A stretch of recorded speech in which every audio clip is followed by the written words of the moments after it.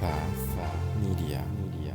If you believe in the benefits of your products and services and you really think that it can affect positive change in society as a whole, this is a conversation that you're going to want to listen to. Hi, my name is Ronnie Cruz. After almost 2 decades as a career network marketer, I realized that despite continual work on my personal and professional development, that I had hit a massive brick wall. So I took a deep and honest look at myself, top to bottom, hoping to find answers, and my search led me to one conclusion. The definitions I held of my business, of my world, of my life were the very things holding me back. If I wanted to change, if I wanted to grow beyond my current circumstances, I had to wipe the slate clean and redefine. This show is dedicated to helping you identify the belief systems, the mindsets, the very definitions that have held you back, and then help you break through those limitations to finally create the life you've been working so hard to achieve. Welcome to the Redefine Podcast. All right. Happy Tuesday and happy podcast day to you. Welcome to the show if you're brand new. And of course, if you're an existing listener, welcome back. Welcome back. Thanks for tuning in. Today, I'm going to reference a post that I saw recently in a network marketing Facebook group that I'm a part of. Now, the conversation will, I think, extend beyond the boundaries of network marketing and I think really apply to marketing in general, to sales, to business and entrepreneurism, at least how the philosophies of how I like to build my business, right? If you're an entrepreneur, and I think all entrepreneurs feel this way, if you believe in the benefits of your products and services and you really think that it can affect positive change in society as a whole, this is a conversation that you're going to want to listen to. Again, the way you operate and the way you look at generating sales and generating revenue in your business is really, really important. And I think this small but very significant shift in mindset can make a huge difference in your business, right? All right, so the post said this. It says, stop trying to recruit people into your business and open their minds to a better way. All right, again, stop trying to recruit people into your business and open their minds to a better way. All right, really problematic to me right out of the gate, very problematic. Let's just start with the network marketing context.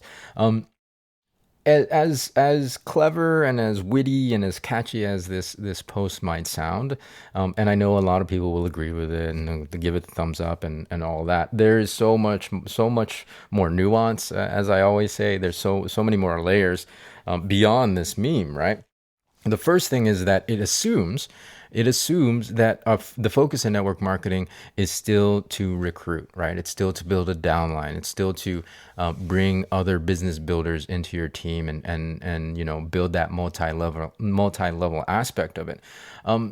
Yeah, that's not really the case. I mean, 20, 30 years ago, that's the only thing that we really sold, right? The income opportunity, the money-making opportunity, because that was the only thing that compensation plans rewarded, right? The business builders that you brought in and the levels that you build, your downlines, they would end up being the end consumer. They're one and the same, right? And so there was no way to generate commissions unless you built a downline. That's no longer the case anymore.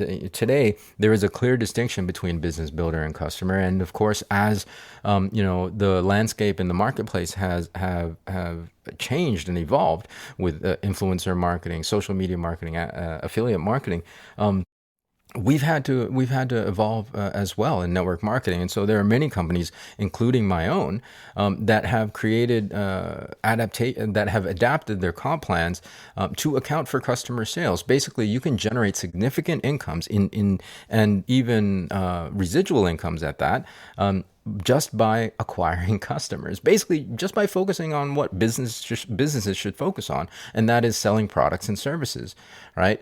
I know there are still holdouts in the network marketing profession. A large percentage of the industry still believe in that focus on recruiting and building downlines is how to build a business. But we really got to wake up to all the changes that's happening in the marketplace. Otherwise, we're going to go extinct. again, with the affiliate marketers and the gig economy and social media and influencers, the rise of that over the especially last 5 years, has really eaten into our market share. And as a result, even companies that we 5 years ago thought were untouchable, like Rodan and Fields, for example, they're having to make drastic changes because, I mean, I don't know specifically the details of their numbers and why they made the decision, but my guess is because they're trying to keep up, right? So if you haven't heard, this is the biggest industry news that's come out in quite a while, because Rodan and Fields was a large company. But recently, Rodan and Fields, skincare company, announced that they are, well, on September 1st of this year, 2024, they are no longer going to have the multi-level and direct selling aspect of their business model.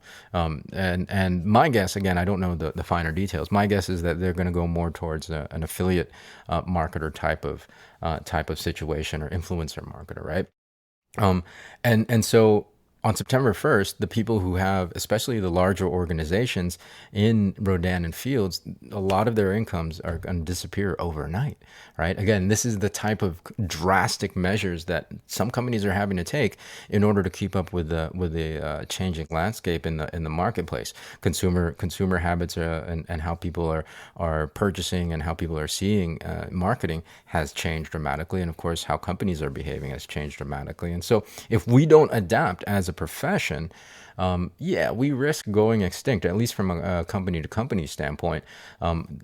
For sure, there are companies like my own, and if you're curious, message me.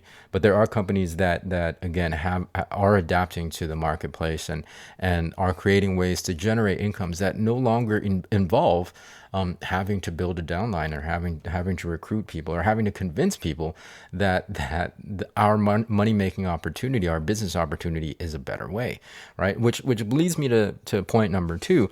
Even back 20, 30, 40 years ago, in the older models of network marketing, only a small fraction of the people that you talk to, of your prospects, would actually be interested in the business opportunity, whereas a vast majority of your prospects might actually be interested in your products and services. So again, I think it's foolhardy to focus on just promoting or selling the business opportunity, making that money making opportunity your main selling point, because the majority of people don't want to do that, whereas majority of them might actually be interested in your products and services. So again, if you really believe in the benefits of your products and services, outside of course of the income opportunity and the business opportunity, then that's what you should focus on, right? Focus on the benefits of your products and services, and let the thing sell itself. And if the business opportunity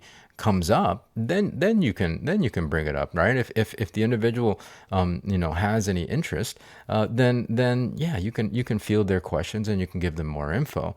Of course, for me, with the conversations that I have with my prospects, you definitely want to identify any pain points, any things any issues or problems that your prospect might be looking for a solution for. But most of the time, again, the majority of them are looking for solutions in terms by way of a product or a service, right?